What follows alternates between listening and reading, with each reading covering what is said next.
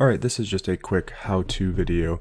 It seemed like for the in-person students, there was some difficulty here on the first day for matrix multiplication and the MyOpenMath. So going into the matrix multiplication should start just fine.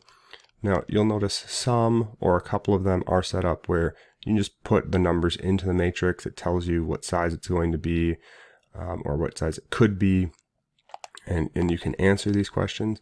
However, on some other ones, like the second one here, it has a 1 by 2 times a 2 by 1, and it's just a box to enter, or just a box to enter. I'm going to come down to one of the other ones so that makes a little bit more sense. So here we have a question 6. We have a 2 by 2 times a 2 by 2, right? And so we're going to get a 2 by 2 out for this multiplication. Now you come to answer the question and you're like, well, there's only one box. So what do I put here? How do I put my answer?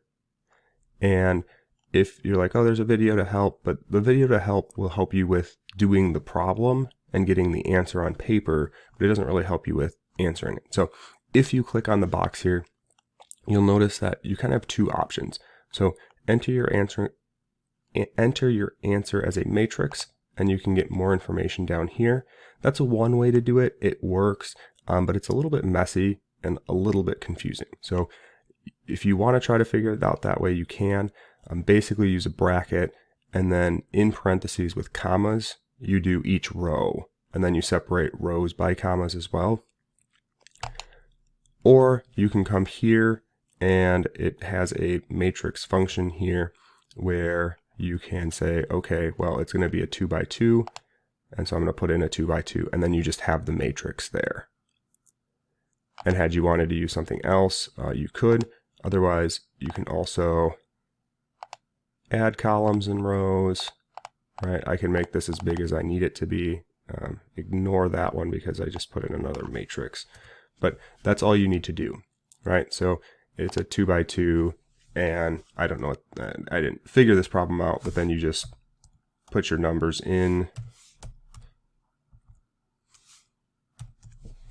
You just put your numbers in, submit the question. This is clearly wrong, probably wrong. I guess I'm a really good guesser. So that's how it is on all of these, right? So the one before, I have a 4 by 2 times a 2 by 1. So I'm going to get a 2 by 1 out. And so when I come to answer, I can come over to matrix. I would probably do the 2 by 2 and get rid of a column, right?